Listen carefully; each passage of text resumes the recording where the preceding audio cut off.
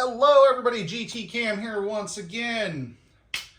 Good morning, wherever you are. For those of you in other places, it's probably 5 o'clock somewhere.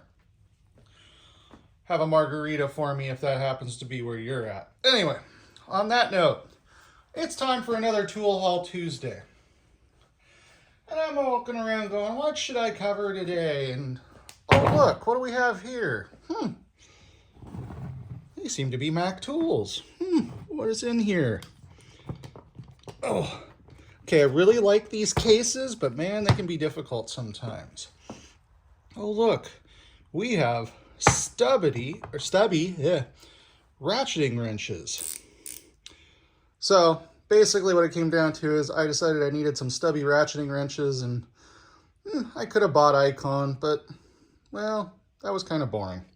So what we've got is a set of Mac Precision Torque, which are obviously made in Taiwan.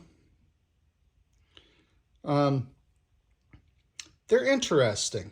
I don't have any Stubby ratcheting wrenches that have an offset to them. I have some Gear Wrench Zero offset, which I really like for some things, but I lacked anything really short and handy. So it was like, these became kind of a thing. Started out, I was looking at the Facombs, but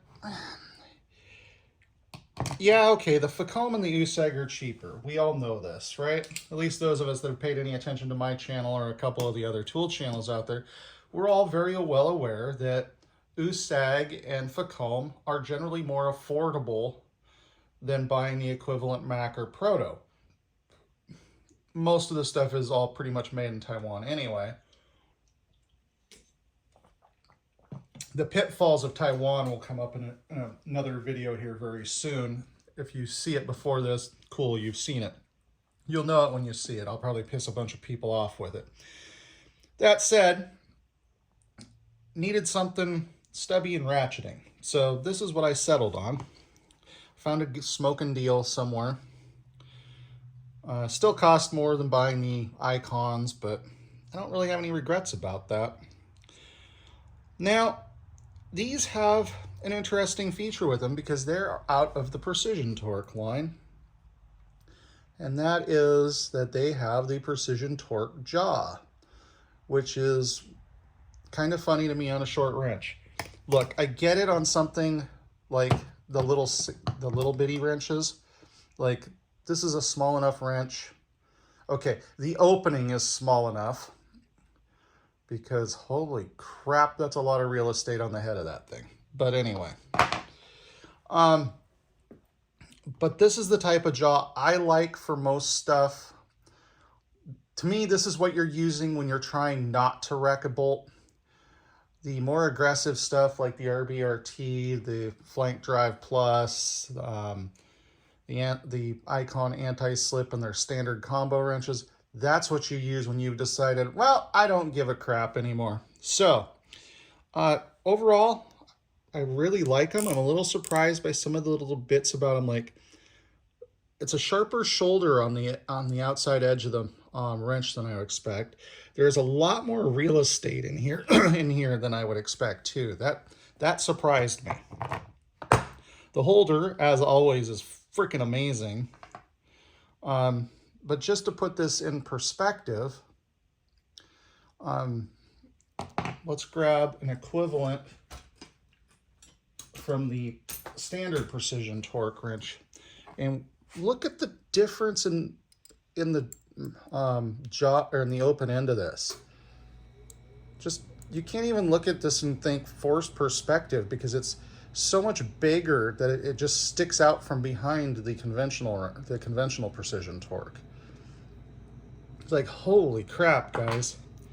So that's probably my one critique.